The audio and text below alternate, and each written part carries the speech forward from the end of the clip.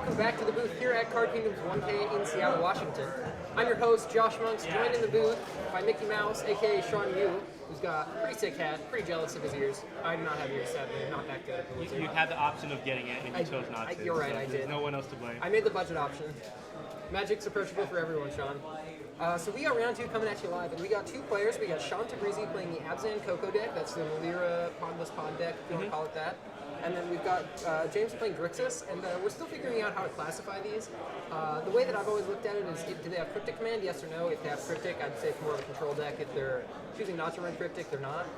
James is not playing Cryptic, so we're just going to call them all Grixis, though, I think, just to make it a little bit less complicated. Oh, I guess I'm calling Grixis control on screen. Yeah.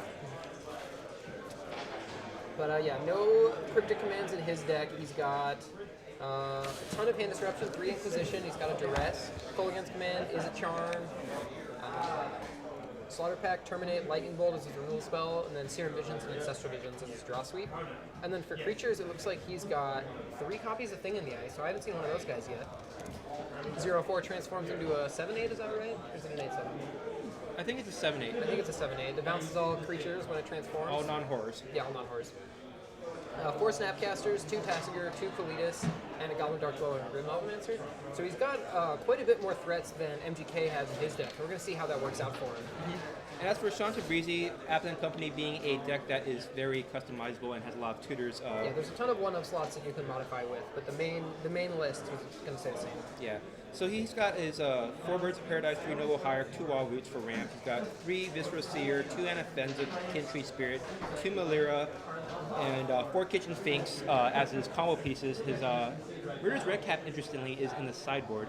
As far as his flex slots are concerned, he has 3 Eternal Witness for value, 1 Fiend Hunter, 1 Scavenging Ooze main deck, 1 Orzhov Pontiff, and 2 Spell Skies for protection. He's also got an Abrupt Decay. It looks like James took the play, and he's going to lead off with a polluted Watery Grave. Yeah, Watery Grave going to go ahead and shock himself down to 18. I imagine he's going to be firing off a piece of hand interaction or Serum Visions. Looks like it's going to be Serum Visions. He wants to get into his deck a little bit. Yeah. Draws, I believe that was a Lightning Bolt. I wonder if they know what each other are on, because Serum Vision's a lot better if you have more information about what you're looking for. Absolutely. I think it gets better as the game goes. Looks like James saw 2 lands, though, so he made the quick decision of putting those on the bottom. And Shawn's going to lead off with a fetch land down to 17, getting a Black Source, dropping a Viscera Seer into play. And I think now James has a good idea of what Shawn's up to. Yeah, very few decks play Viscera Seer besides one deck. James is going to draw its Ancestral Vision, so he's going to be able to suspend that this turn and then leave up Spell Snare if he wants to, which I think is a pretty solid turn 2 play. Yeah, especially without a mana dork coming from your CoCo opponent game 1. Oh, it looks like James is going to lead off with a Mountain, though, so he's not going to happen. Will not have a blue source available to cast his Spell Snare this turn.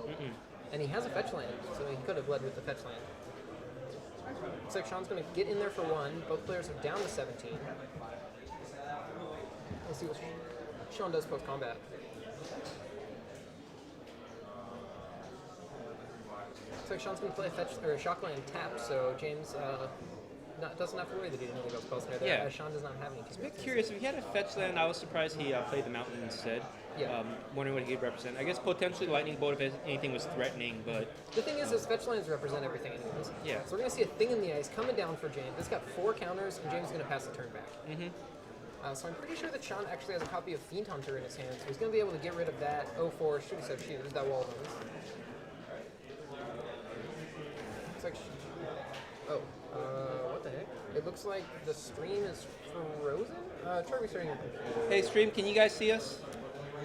Yeah, it's a little strange. Try the audio. Oh, yeah. Well, Shawn's not wearing his mic either. Looks like Fiend Hunter's going to get rid of this Thing in the Ice. It's going to get exiled, and an attack for 1, going to get in there. We're going to check the status of the stream really quick. Can you type in chat that we're seeing that the stream is down? Looks like it's just loading, so I'm going to turn the stream off and turn it back on. Yeah, it looks fine over there. I think it's just okay. Okay, great. And it looks like it's okay on my computer too, so... Okay. Technical difficulty solved? Yeah, looks like we had to do nothing. It looked like there was no issues besides on your computer. Meanwhile, turn 3, Fiend Hunter, as you said, took care of the Thing in the Ice, at least temporarily. Do you think there was any merit to just sacrificing it with the trigger on the stack to the Viscera Seer to permanently exile it? Not really. I think you kind of want the body at this point. And if you force your opponent to use their removal spells on cards like Fiend Hunter, rather than cards like Anafenza, you can potentially combo off a lot earlier. So James going to go fetch end step for a Bloodstained Mire tapped. A little surprised by that. I think he needs his blue mana sources. Well, you mentioned Cryptic Command. He's clearly not representing that he has Cryptic Command in his deck by fetching for a Blood Crypt. Absolutely. Shawn's going to draw. It's a copy of Anafenza, so he's now got a copy of Anafenza. He's one card away from the combo. However, that Grim Lavamancer is going to be in the way just a little bit. Yeah, it will. Shawn right now, he has 2 creatures. He has 5 permanents total. The Anafenza will cost 2, put another creature into play, so that would be a net of 1 extra thing tapped. He also has a land, so he has the ability to chord for 3 this turn. Yeah, if he drops the Anafenza this turn, do you mean? Yeah. So he's going to be able to play the Anafenza. He'll be able to tap 1, 2, 3, 4, 5. Right, he'll only have 5 mana? Well, he would have 2 mana. Oh yeah, and he has 3 permanents. Yep, you're right. Yeah, so he could X equals 2, but sadly cannot X equals 3, which would let him combo with Anafenza. He can't chord for Kitchen Finks to combo with Anafenza. Yeah. He could hit the Young Wolf, I believe is the name of the card. The Undying guy that costs 2 mana. Not very impressive, though. Actually, it wouldn't work. It has to be Persist, not Undying. Yeah, it's how the combo works. I mean, I suppose if he had some other spice in his deck, which it does not look like he does, pretty standard Abzan CoCo list, he could opt for something else. But he's going to play an Anafenza and pass the turn. This is a little bit rough. He might go ahead and hope. Oh, so there's a lightning bolt. It's going to take care of the Anafenza. He has option to chord right now, try to get a bolster trigger, but it's not going to grow the Anafenza. I think He could actually go and fetch a Spellskite and then redirect to Spellskite. Oh, he doesn't have enough mana for that. Can't he go where X equals... Oh, he attacked, right? Yeah, he attacked. If he hadn't attacked, he could chord.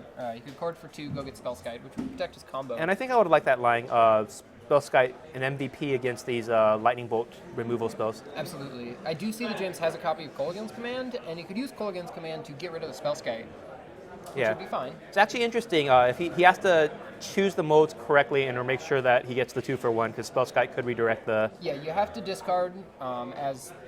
The ruling on Spellskite is that you can only have Spellskite be targeted uniquely by a card if they're unique instances of the word target. So a card like Electrolyze, it says 2 damage divided as you choose among any number of target creatures or players. That only has 1 instance of the word target, can't double target Spellskite unless it's dealing 2 damage to Spellskite, if that makes sense. If it gets split and one of the targets is Spellskite, you can't redirect the other one. Every format has a card notorious for prompting judge questions. In Modern, it is Spellskite. In Legacy, it's Humility. In Vintage, I don't know, someone might just come up with a Shahrazad and not realize it was banned. This store, it's mostly Blood Moon Dryad Arbor. Yeah, that's a good interaction. Blood Moon and Dryad Arbor, pretty common. Lodestone Golem and Delve sometimes. Trinosphere and Delve sometimes. Those questions come up occasionally. I know I've asked them more than once. Yeah. And it looks like Wes Higby in the chat just correctly pointed out that he did not have 3 green up in terms of either mana or creatures none of to be able to chord after he played the Anafenza. Very right, very right. Naturally drew the Spellskite, which I think is quite good in this situation. Yeah. I think he wanted to chord for it more last turn than he wants to play it this turn. Because I think when you get to chord it into play at instant speed, to counter removal spells when it's at its best. Sure. I think with against a matchup where the opponent has so much removal and disruption, you might just be on the value plan. So let's see if that's the line that Shawn likes to take. With Court of Calling, just the ability to just get Eternal Witness for X equals 3 and then just buy it back and just chain up the... it's not quite as good as it is in Kiki Court, but still gets you some value, which is good against like a Grixis control deck that's trying to just grind. Yeah, it just makes a ton of 2/1s. Which are more than powerful. Looks like James is going to fetch really quick. I imagine he's going to be getting a blue source as he only has 1. No, he's going to get a basic Swamp. He's definitely not playing Cryptic Command. Yeah, looks like he's going to want to activate his Grim Lavamancer this turn as well as cast Kolaghan's Command. So we're going to see how he does that. Yeah. So I'm pretty sure how he should do this is he should play Kolaghan's Command, targeting the Spellskite to destroy and shocking the Viscera Seer. Shawn would then redirect from the Viscera Seer to the Spellskite and sacrifice the Spellskite to the Viscera Seer to counter the Kolaghan's Command. The fact that Kolaghan's Command says destroy target creature, or destroy target artifact, and deal 2 damage to target creature, those are different instances of the word target, so you're more than allowed to change the target of those. Yeah. And so we're still in the end step, right? Yeah, we're still in the end step. Okay, it's going to fire up the Kolaghan's Command first. Yeah, so destroy that, and it looks like shock the... shock the Fiend Hunter. So he wants to get the Fiend Hunter off the table. He wants to get that thing in the ice back. Looks like Spellskite's going to hit the bin. I'm a little surprised that Shawn didn't redirect, because now this Grim Lavamancer are going to be able to kill that Fiend Hunter. Maybe he verbally said redirect and they just didn't change life totals. Well, but then this wouldn't kill the Fiend Hunter, right? Yeah. Fiend Hunter's 1/3. Actually, what I'm surprised is that he did not choose to scry with the Viscera Seer. Yeah, also that. He could have scried twice, actually. But maybe So maybe this was main phase? Huh. We're going to see a copy of Eternal Witness come down. Is it going to buy like a Spellskite, a Fiend Hunter, or an Anafenza? Looks like it's going for Anafenza. Shawn's trying to represent the combo again. And I don't know if that's a great strategy, as James is about to draw 3 cards, as well as remove the counter from this thing in the ice. He's going to point at himself. Ancestral Visions does allow you to target a player. Draw 3. Looks like he's going to miss that thing in the ice trigger. Yep. They just drawn the cards off as Ancestral Visions, and I believe that you can't rewind it. Looks like he was like, oh, remove the counter, and Shawn's like, you can't. Yeah. Depends on whether he verbally said that as he's casting. But yeah, I think there's a difference there, and I have to imagine that he didn't say it. I would always, especially on camera, I would definitely show that I'm removing the counter before I resolve. I would point to the thing in the ice like that. Does James draw is going to draw. It's Colgan's command. Very good card. Let's see what he's going to do here. He's got a pretty full grip now that Ancestral Visions is worn off. With that Grim Lavamancer on the board and having drawn 3 cards, with Thing in the Ice having plenty of field to tick down, I think James is firmly in the driver's seat. Yeah, I agree. I think that Shawn could easily kill him if James taps out, though. And James also doesn't have counter spells, so if Shawn just runs this Anafenza out and then passes the turn, he could potentially threaten lethal by just comboing off at instant speed in response to James tapping out. Interestingly, the only main deck counter spells that James runs are Is It Charms, which aren't particularly good except against Cord and Company. Yeah, Cord and CoCo are really the only cards. However, Is It Charm will also be able to deal with these threats 1-for-1, which is not bad. I think Shawn just picked up a copy of Collective Company. So he can go fire this off at instant speed and maybe get there. It looks like James is going to activate Grim Lavamancer in response. I imagine he's going to be targeting the Viscera Seer. Shawn's going to decide if he wants to respond with that Collective Company now. And Penza's still on the stack. I think I like doing that right now. You might just hit the Kitchen Finks and you would prompt more response. We do know that James has a copy of Colgan's command, so this isn't going to quite get there, but... Looks like we're going to see Court of Calling, in fact. Oh, yeah. He does have quadruple green at this point due to the Eternal Witness. Green, green, green. 1, 2 right now. We're going to see if he taps a third one. Oh, maybe. Oh, okay. I like that a little bit better. He's doing it where x equals 2 here, not x equals 3. So I imagine this is going to be getting Spellskite. Very likely. Now, do you like sequencing this before the... I guess if he I'm sorry. If he played Collective Company first, if he hits 2 green creatures, he could also leave up Cord. Yeah. And be able to Cord for 1. And if he hit double Kitchen Finks, he would actually be able to combo off through a second removal spell in James' hand. But the chance of hitting that, especially when you have copy... I guess still 4 copy in the deck, but it's pretty slim. So this Grim Lavamancer activation is still on the stack in response to the Anafenza. So that Anafenza is not in play. That Grim Lavamancer ability is not resolved on the Viscera Seer. I imagine we're going to see the Spellskite get activated right now. Redirect. 3 mana, here it is. K command of the sequel. This time, counter going to get removed. This is, I imagine, going to do the exact same thing as the last one. Yep. Shock there, or destroy there, shock there. And this time he's going to redirect. Yeah. Oh. Scry to the bottom. I guess he didn't redirect. And Let me just check the ruling on that, whether you could Spellskite Colgan's command. Yeah, so the reason why you can do it on Colgan's command and not 2 modes. And not terminate. No, it's not because of the fact that it's 2 modes. It's because of the number of the word targets on the card. If the word target only appears once, it can only be the target of it once. So he could have paid 2 life and just only lost the Spellskite? Yes. Okay. Yes, he could have. I actually don't see how it was correct not to redirect. I don't think Shawn is too worried about his life total here. And the fact that Colgan's command is going to destroy the artifact regardless means that the damage getting dealt to Spellskite doesn't matter.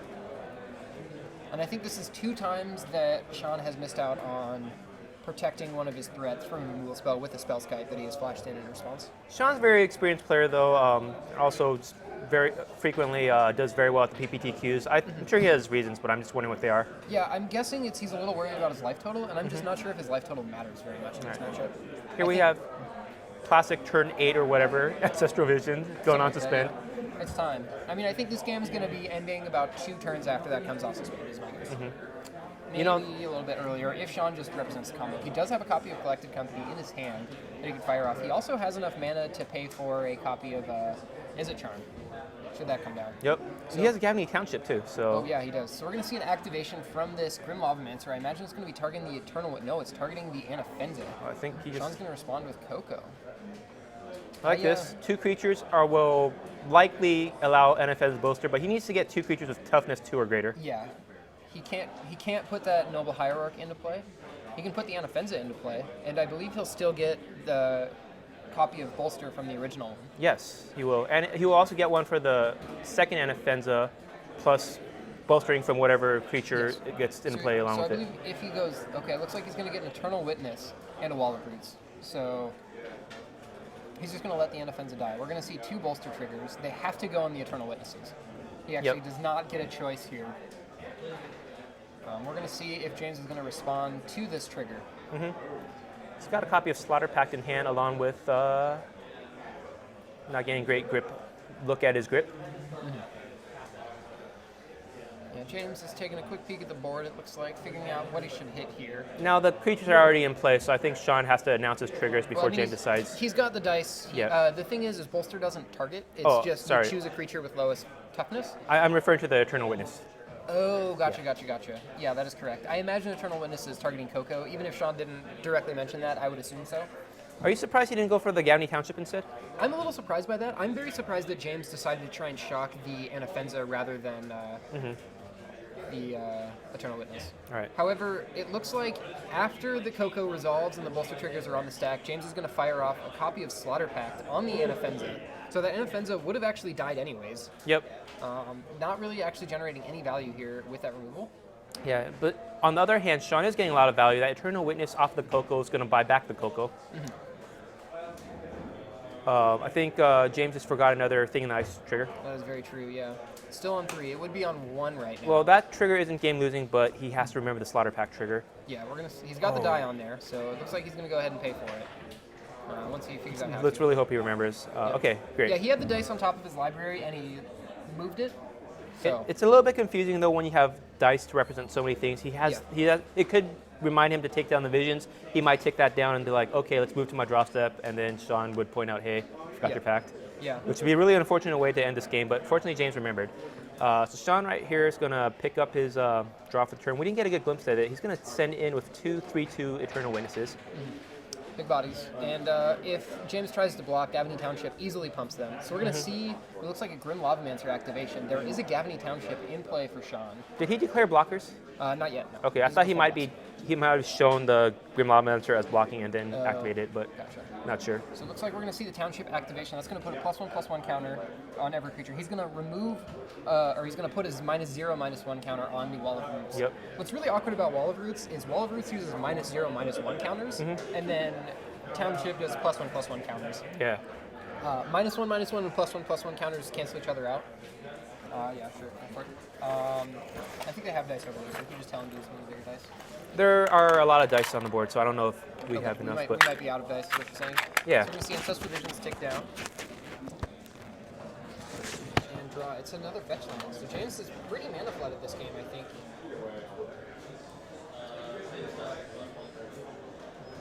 Let's see what he's going to go ahead and do. So we see that damage getting in. James is going down to 4. And looks like James is just going to pass the turn.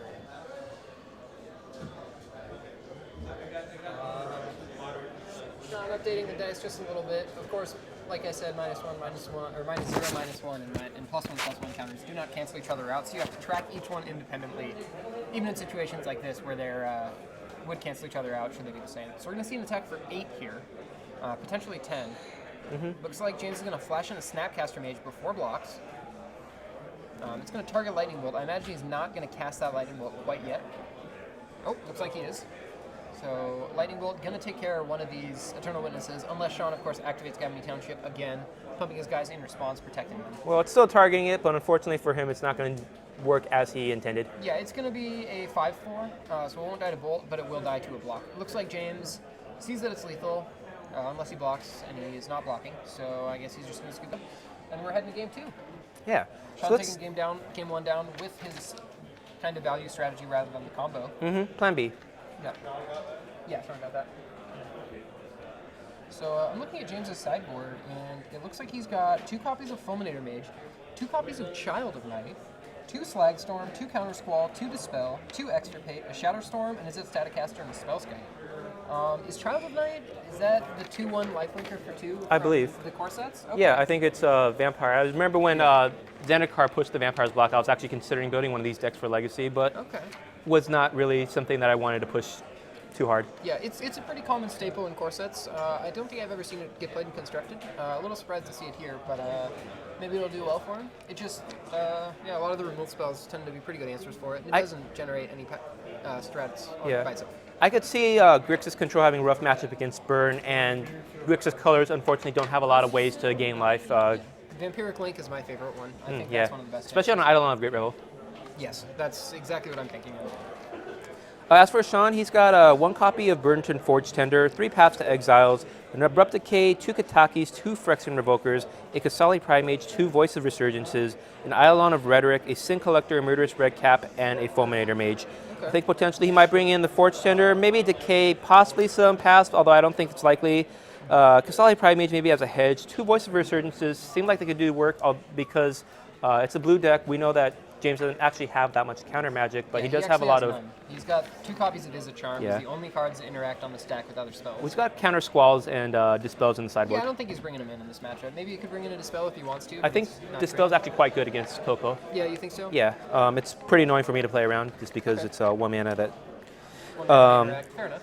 Eidolon Verdict's a bit interesting. I've discussed this with Shawn Tabrizi. He didn't really like it, but I think this is pretty good against Thing in the Ice and Ancestral Visions decks. So, Eidolon Rhetoric, is that one? No, that is one card draw turn, right? No, that's Spirit of the Labyrinth. No, that's Eidolon is Arcane Lab. 1 for players can only cast 1 spell a turn. Yes. Is that right? I got shut out by it when we had our last vintage camera tournament. Oh, wow. On camera, yeah. You're right, I remember that. Had 0 outs. Yeah, 0 outs. And he has a Fulminator Mage.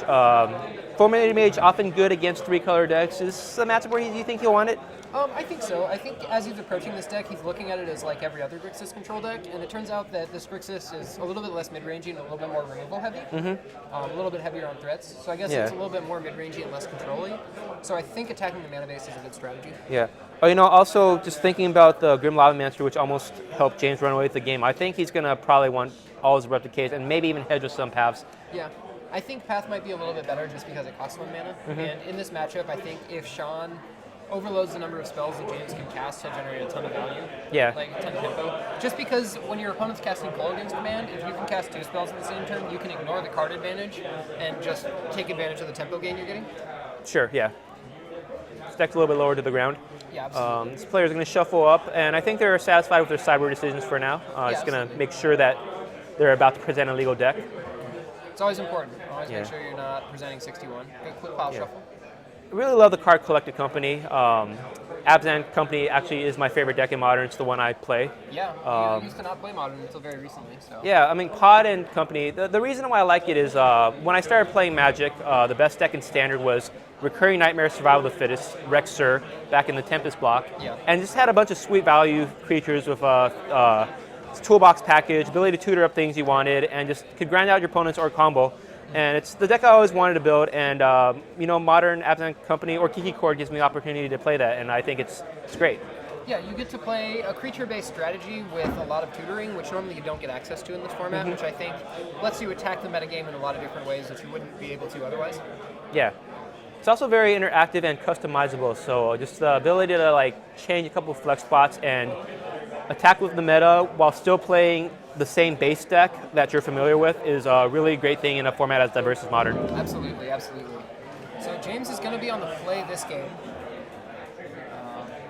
with his Grixis control deck versus Shawn Tabrizi's Abzan CoCo. And it looks like James has a copy of Extirpate I see on the right side, so that's going to force Shawn to go into the value strategy, and furthermore, the value strategy without Eternal Witnesses. Yeah, Extirpate's a pretty good answer. I'm a little surprised he's not playing Surgical. I feel like with the printing of Surgical, it just kind of outclassed Extirpate. Not having to spend mana on that effect is just a little bit better. In general, I agree, but I think if he's trying to hedge against Thopter Sword in an artifact-heavy deck, That's a very good point. Yeah, Split Second is going to stop the player from reactivating Thopter. So turn 1 tap Blood Crypt passes into a Swamp Viscera Seer for Shawn, and it's James' turn once again.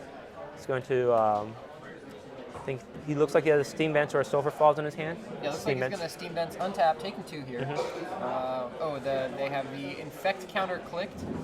Let's give him some help here. Yeah, it looks like they're going to reset it. They got it.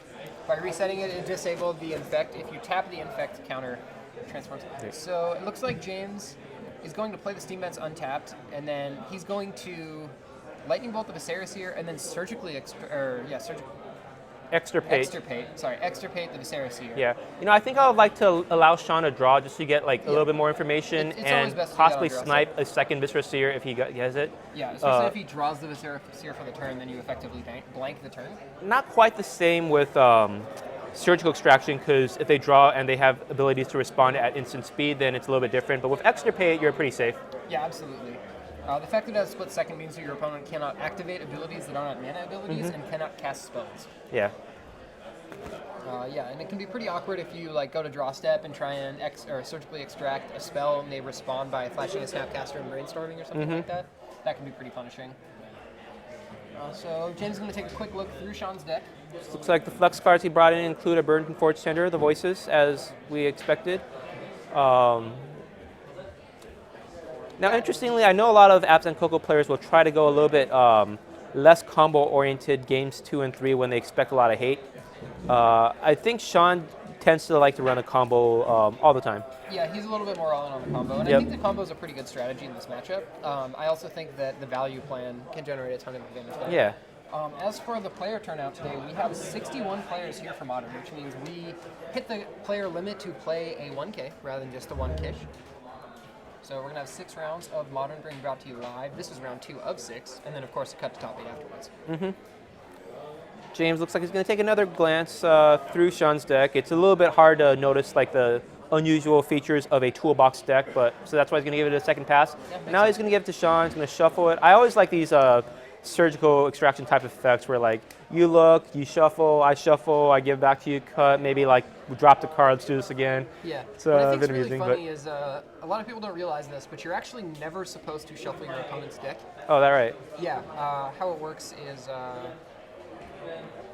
the cards say search their library, and then that player shuffles their library. So interestingly, there was still a scry trigger, a scry activation on the stack from the Viscera Seer, and Shawn resolved it. Bottom of his card, it's going to lead with a Forest into Spell Scry for turn 2. Absolutely, yeah. So Shawn could have waited to use that Extirpate until after the surgical, or could have waited to use the Extirpate till after the Viscera Seer activation had resolved, so that Shawn would lose the scry. All right.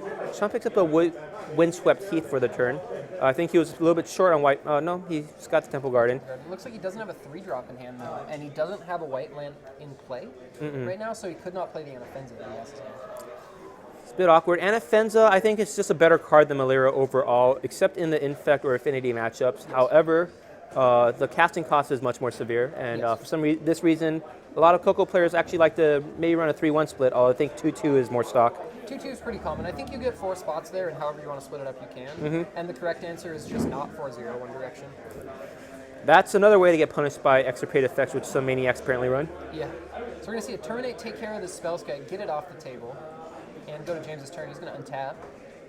Draw it to Snapcaster Mage. He's now got access to all the cards in his graveyard again. Yeah. I think James is getting answers perfectly on time, and I think he just wants a card like Ancestral Visions at some point, even a little bit late, just so he could refuel when Shawn eventually does fight through all the removal. Absolutely. So it looks like James is going to draw. It's another copy of Snapcaster Mage. So he's got a ton of interaction in his hand, but no threats unless he wants to just fire off a Snapcaster Mage for value. Or not for value, for an Ambush Viper stat. Bolt. Yeah, just end step bolt.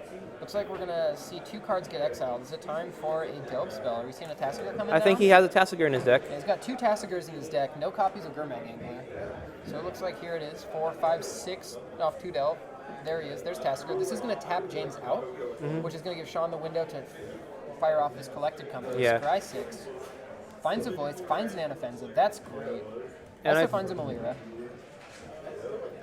There they are. There might be some merit to playing, getting the Malira and the Anafenza. Might be some merit to doing that because then you could start growing your creatures even without the Viscera Seer. Yeah, I think you want the Voice Resurgence there. I just Yeah. think Voice is way too good in this matchup. I agree with you, but thought that was a possibility. Yeah. He's sitting there with two Court of Callings in hand. Those Court of Callings were very awkward before he managed to put two creatures into play, but now he's able to charge that up. Yeah, very, very easily. He can cast that where X equals 2 right away, or he could attack. He could do it for X equals 4, or he could attack and do it for X equals 2 during combat. I don't know how relevant that would be, but looks like it's just going to pass the turn. Is that a Fulminator Mage from James? I believe so. I believe he boarded those in. It's got 2 copies. Looks like there's one right there. We're going to see if that's going to blow up a land right away or not. Now this is a little bit interesting. Shawn, if he was planning to activate Gabney Township, needs to respond to the casting of the Fulminator Mage with a fetch land activation, or he's not going to have the opportunity to pump. Yeah, otherwise James can respond to the fetch land by activating a Fulminator Mage, blowing up the Gabney Township while Shawn doesn't have the mana active. But it looks like Shawn elects not to do that. Yeah, Shawn's just going to go ahead and move to his draw. That's interesting. I think when you have a Voice Resurgence in play, you want to cast your spells on your turn so your opponent can't interact. Sure, yeah.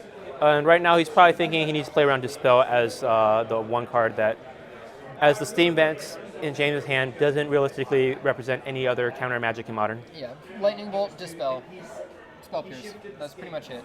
We're going to see the fetch land now that Shawn has played a land, so Shawn would be able to activate the Township now in response if James wants to blow it up. So it looks like we're just going to see Shawn look through his library really quick. I imagine he's going to get a Shock Land. There's a Godly Shrine. That'll do it. It's either that or an Overgrown Tomb, I believe. I think he wants access. Oh, it looks like he's just going to get a Forest. I'm a little surprised by that. He's got one black mana source. I think I would want one more. Just in case. Just in case I want to cast 2 spells. Murderous Red Cap and potentially Fulminator Mages are the only things that would require 2 block in 1 spell. Very true. But if you want to play cast multiple spells on the same turn, that can matter. A little bit less likely now with the Viscera Seer is gone, but he does still have the Abrupt Decays. Yeah. It's quite possible to have an Eternal Witness into a get back that Viscera Seer. Oh, he's just going to fetch and just pass the turn.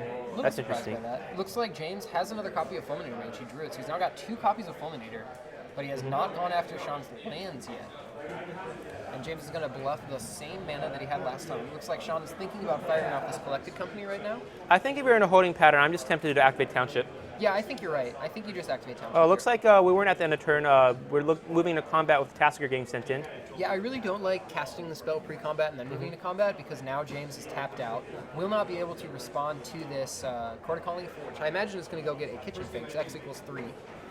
We're going to see a Dispel get rid of it. It is going to get countered. And Voice Resurgence will not trigger as we are on James's turn. It looks like 4 damage coming in. I imagine Shawn's not going to block. Yeah. So he got slightly punished there for not main phasing it, but he could have also been trying to play around something like a Damnation or just Sorcery Speed removal. I think it's fine to do it when he did. Yeah. I think that he's going to want to deploy that Scavenging Ooze next turn. Yep. Looks like we're thinking about some Fulminator Mage activations. Looks like Fulminator Mage is going to get rid of that Gabney Township. Yep. Looks like the other one might just stay in play. Pass the turn back to Shawn. Shawn's going to untap. He's drawing. That his own Fulminator Mage? Oh no, that's a Verdant. That's Verdant Catacombs. I think he just plays the Scoos here and blanks all copies of Snapcaster Mage from James's deck. And he gets a little bit punished for fetching for basic the previous turn, because now he has no basics to fetch. Yeah. Well, I think that he would have had to fetch a non-basic last time and a basic this time if he hadn't. Looks like he's going to get either an Overgrown Tomb or a Godly Shrine. I think those are the only 2 options left. The only reasonable ones. He's got double Temple Garden in play already. He's going to go to 11 or 10. Yeah, 10. 1 from the fetch, 2 from the shock. And Shawn's going to quick shuffle, hand the deck back over to James, get a quick cut. And 6 mana. Let's see what Shawn's going to be deploying here. Looks like another card calling X equals 3. Kitchen Finks coming down hot.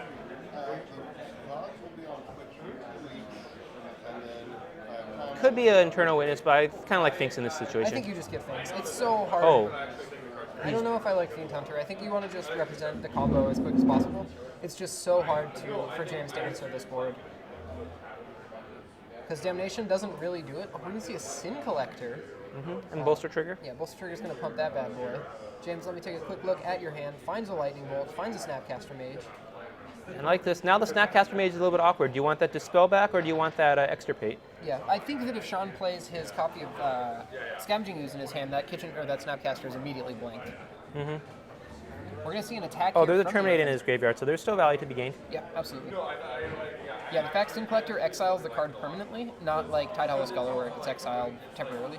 So we're going to see, looks like Fulminator Mage going to chump block and then get sacrificed, blow up that Godless Shrine. Yep. Stifle Shawn's mana base just a little bit. James is going to draw, it looks like a copy of Serum Visions.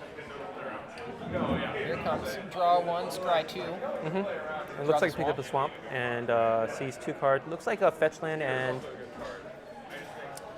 in either case, these cards were not satisfactory, and they're going to go straight to the bottom. Yeah, I think that James might want land, but he also doesn't have any spells, so maybe he's looking for that. So now he's got 4 mana up, representing either a Tasker Activation or a Snapcaster Terminate. Yeah, Snapcaster Terminate, pretty awkward at instant speed when your opponent has a Voice Resurgence in play. Mm-hmm. Shawn, I think, is slowly starting to take the driver's seat, even though he's down on life. I imagine we're going to see the Scavenging Ooze come down right now. Yeah, especially if he taps that Swamp. Yeah, so James needs to respond right now with the Snapcaster Mage if he wants to cast Terminate. Yeah, and that's not really going to be that powerful. So Scavenging Ooze resolves. Oh, and he doesn't want to do that because of the Voice of Resurgence. Yeah, that's what he's saying. This is going to represent 2 spells, 2 elementals. That's pretty terrifying to deal with. Let's get them the elemental tokens so that we could. Okay. Okay. I guess before these get created, James is going to decide whether it's worthwhile for him to blow his Snapcaster Mage. It's going to be 2 elemental tokens. That's really punishing. Yeah, that's super scary. Apparently Shawn immediately reaches. There it is. Elemental in play. That's huge. That's going to be a 5/5. 6. Yep, you're 5/5. If the Snapcaster flashes something back, which I imagine it will, it'll be a 6/6. Well, temporarily, and then it's going to be 5/5 again. Yeah. Do you think this is going to go after the Anafenza, or do you think this is? Yeah, it's going after the Anafenza. Certainly not the Voice. Yeah. And so these bolster triggers, I don't believe happen. I believe Anafenza specifies whenever a non-token creature enters the battlefield. Oh yeah, you are correct. Let's get a double check on that. It's non-token, so Yeah, I'll take care of that. Looks like Shawn's going to go take care of that. It's just a mild rules interaction. Something a lot of things people don't realize. Oh, you know what? They did it. They did it. Shawn, they did it. Shawn, they did it. It's right. It's right. We see a bolster trigger from the... there we go. Okay, yeah, I should only have 1. Right. It looked like it was combined with them. Looks like, for the combat step, looks like Voice of Resurgence into Elementals. Oh, they're getting convoked. To Port of Calling, X equals 2. Ooh, it is getting the spell Skype. Yeah, shouldn't this just go for 1? Oh, I guess he doesn't have a copy of Kitchen Finks in play. I thought that he had a copy of Kitchen Finks and he could just go get the Saraseer. Well, he can't get Mitzvah Seer because they're not in his deck anymore. Right, they're all exiled. Right. He actually can't combo off anymore. I've seen some decks run Cartel Aristocrat or like Balrog or some other sack outlet, but I don't think those are in the cards. It's going to go down to 8. The life total is a bit low, but he now has plenty of blockers at his disposal. Unfortunately, not those elemental tokens. Yeah, very true. So Scavenging Ooze is now going to resolve in bolster trigger. So Shawn, Court of Calling for 2 for that spell Skype in response to James flashing back that Terminate. Yeah. It was in response to the Scavenging Ooze. So the stack got a little complicated there, but looks like it resolved very well for Shawn. He's in a very commanding board. And I think Shawn's probably planning to attack because he tapped the elemental tokens, which would represent his best blockers. Yeah. And he also didn't choose to leave up mana for Scavenging Ooze. Yeah, I think you're right. I think that also, as long as he's got a ton of blockers, James can't really attack profitably. Well, I guess he decides not to attack. So in that case, I would have liked leaving the elementals open as long as he can pay the triple green for the convoke. Absolutely. So it looks like James is going to draw. It's a copy of Grim Lavamancer. Not really able to kill anything here besides that copy of Voice Resurgence. It's And only 2/2 in play. If I were Shawn, I would. Well, I am Shawn, but if I were Shawn Tabrizi, I would immediately activate the Scavenging Ooze and eat as many creatures out of James' yard as possible because getting burned out is the only way he could realistically lose this game. Absolutely. Just a couple activations, and of course gaining life as well as eating the fodder that Grim Lavamancer would use. And he's going to get very aggressive right here. Oh, Alpha Strike. Looks like the boys are turning sideways. Hanging out with the Saraseer in exile, also turning sideways in spirit. We got 6 attackers coming in hot. 2 elemental tokens are both 6/6s. That represents 12 damage right there. Yep. And James is going to consider his blocks. He's going to get 2 smallest guys on those elemental tokens. The Tassiger probably doesn't want to block Tangle with the Scavenging Ooze. Yeah, looks like it's getting in front of the Anafenza. Shawn's going to respond by eating some things. He's going to eat 1 Fulminator Mage, gain a life. He's going to eat another Fulminator Mage, gain another life, go to 10. And I think that safely takes him out of any burn shenanigans, unless... Oh, actually, if he eats too much out of James's yard, he could potentially draw Bolt and Tassiger into Bolt. Oh, yeah. But I think that is exceedingly unlikely to happen, and will have to involve Shawn messing up somehow. I don't know if that would kill Shawn, though. Oh, I guess it would, because Tassiger would also get to attack. Yep. But that would involve Shawn having absolutely nothing and making poor decisions with Scavenging Ooze. Yeah, and Shawn can still gain 2 more life now that there's 3 more creatures in the graveyard. Mm-hmm. I wonder if we're going to see 1 life gained right now. Oh, looks like it's going to be a Birds of Paradise coming down. No bolster trigger. Nope. Pass the turn back to James. James is hellbent. He's moving to his draw step with no cards in hand. Well, he's going to end step the... End step, going to flip a Snapcaster Mage and a Colgan's Man. 2 great cards. I imagine Extirpate is the card that Shawn is going to hand James gladly. Yeah. Interestingly, they're gonna shuffle the graveyard, which I'm a little bit unused to because I don't generally play.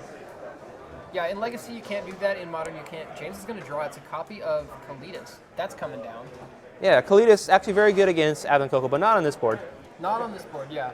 It will stop Shawn from being able to combo, but don't know if it's necessary because Shawn can't combo anyways. Nope. And you know what? Shawn's going to say, hey, you know what? I got lethal coming in at you next turn, even with the gained life. So let's just go ahead and scoop it up. Shawn Tabrizi taking the game 2-0 over James's Grixis deck. Welcome back to the booth, guys. So that was round 2 live here at Card Kingdom in Seattle, Washington. We just got a few minutes left in the round, less than 10, so I don't know if we're going to be able to find a backup match for you. We're going to try and find one, no promises. So until next round, give us about 10 to 15 minutes to set that up. Stay tuned. We'll be back in just a little bit with round 4. Maybe I could talk to Shawn a little bit while we're waiting? Yeah. Oh, yeah, I totally forgot. We're going to do a winner interview. I'll go get cool. him. I'm going to step out of the booth, let Shawn interview his partner in crime, Shawn, and yeah, I'll be right back.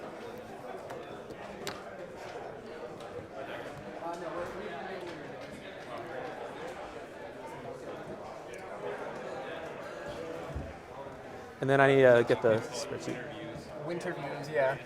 Shawn is getting set up for his winter view. He'll be over here in just a second. Do you mind if If you want to. He is just de-sideboarding over in the feature match area right now, and he'll be on his way momentarily. I'll hang out in the booth so you're not by yourself. All right, great. Wizards and Spirit. Yeah, I'm liking these wizard hats. Yeah. I'm feeling it. I think I like yours more, but wrong way. Yeah. There we go. Mine, I does have a moon certainly the same can't size. complain about a wizard hat with stars and moons. Yeah, I mean that's really all I'm really looking for in my wizard hat. Does it fit snugly on your head? It does. I'm not wearing it all the way down. I certainly can, but it looks a little silly when I do this. So it's a little bit tight on my head, but I've been kind of just letting it sit on top. You know, like how hipsters wear beanies. I'm just kind of doing that. It's been working out well so far for me. yeah. So I mean, I'm just gonna stay with this.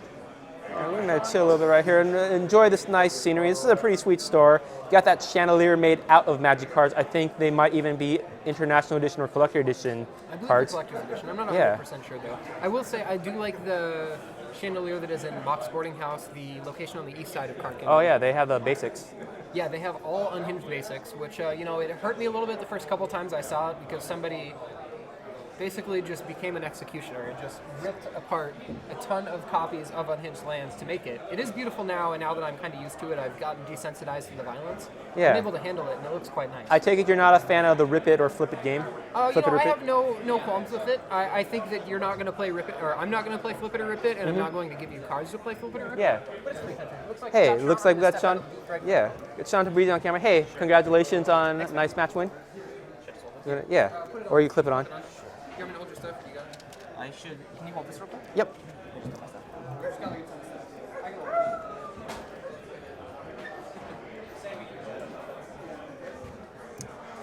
So that was pretty exciting. I was a little bit worried game 1. It looked like you were falling behind when he had the Ancestral Visions coming off the spin and the Thing in the Ice on the board. But Yeah, I feel like he must have had a lot of lands in hand. I mean, it really didn't seem like he was doing a lot to like answer the creatures on board and stuff. yeah, I don't know. I think he had a lot of disruption, but he did miss a couple of Thing in the Ice triggers, and that allowed you to get enough time to. So I miss my triggers myself too, right? I miss Viscerous triggers when he was killing my stuff at the beginning. Yeah. So those scribes are super important, you know, in the early game to make sure that my rest of my game plan is smoothed out. Yeah. And I think it was just both of us were pretty stage fright or whatever. Yeah, and it's like Magic's also hard. Like you can know what to do, but it's also doing what you need to do in a game situation on time when there's a lot of things going on. Absolutely. And it's certainly not easy. And especially both of our decks make a lot of choices, right? Yep. Full Guns Command is making 2 choices every time he casts that spell. He has Ancestral Visions, which are triggers, the Thing in the Ice triggers. I have, Collected Company and Court of Calling, which all can do anything. Definitely made some misplays. I think that one time when he was Grim Lavancing my Anafenza, I went for a Collected Company. Hopefully I can get 2 bolster triggers, make my Anafenza 3 power, and also get 2 creatures on board. Yeah. But probably in hindsight, I probably should have just done the Gavin Township. It guarantees him countering that at the 2 damage, and my guy lives. But yeah, a lot of choices. So I thought there was a couple lines where he took Kolaghan's Command, went for your Spell Skite and 2 damage to a Seer or something. And we're discussing whether it was worthwhile. Actually, I'm not even sure. Are you allowed to redirect the 2 damage to the Spell Skite? No, I'm not actually. Okay. I don't think so. Was it 2 separate instances of target? I'm not sure how that actually works. I was trying to look it up. Your friend Wes Higby, who's actually a judge, said that it was correct not to redirect, but I don't actually understand how that worked. His explanation didn't quite make sense to me, though, so I don't know if it was a rules issue or a strategic one. I don't know. Wesley doesn't really know what he's talking about most of the time, so. Yeah, let's ignore this guy. Hey, can we ban this guy? But anyways, I think that was extremely well played. I was really excited that you were always threatening the combo. Yeah. Well, maybe not after your Viscera Seers were gone, but then you were still able to outvalue him. Well, yeah, it was just the whole thing was I was winning on board. It seems like he wasn't really doing a lot. I didn't have a real reason to play my Court of Callings, especially I have Voice Resurgence out, so if he's trying to do stuff on my turn or trying to do fancy stuff, it just wasn't gonna work out for him. So I was waiting for him to act on his turn, and then if I could Court of Calling for Spell Skite to redirect, or Court of Calling for the right answer that would just answer things. I have Burton Forge Tender, for example, could counter the Lightning Strike or Lightning Bolt. And my hand was really good. I think he tapped out for Tassiger when he knew I had a Collected Company. And that was probably something that I probably wouldn't have done in his position, but it really got me back into the game. And Eternal Witness, Court of Calling, just a lot of value. So it turns out that you would not have known this, but his build is actually very light on counter magic. Oh, okay. Yeah. So. The thing is, whenever I'm playing against blue, I'm thinking about Remand, I'm thinking about Mana Leak, and even if I don't know his deck list, it's not worth not playing around it. If I can. Yeah, you certainly did. And I agree with your sequencing. I think there's one turn when you got punished, you had Dispel and you had Voice in play, and you did it on his turn, but I think I would have actually done the same thing you did. Yeah, and at some point you need to just get things out of his hand. Yeah. Yeah. And it looks like you were able to eventually do that and get a lot of elementals on the board. Yeah. And that the Voice, actually, it's never been good for me yet, but seeing that on that board state was, wow, that was amazing. And again, that's why I think it's a sideboard card for me. I bring it in against the blue decks, and I know that it's going to do a lot. But game 1, what I really want is the stuff that is most impactful for the most broad number of matches. And I don't think Voice necessarily is that. I agree. Okay. Yeah. Well, congrats on a 2-0 start. Thanks, I hope to see you in the top 8, and I think there's not very much Tron or Scape Shift, or some Scape Shift, not very much Tron in the meta, so hopefully you have a good run. Learning to avoid Tron. Yeah. Hey man, thanks a lot. Congrats. Yeah.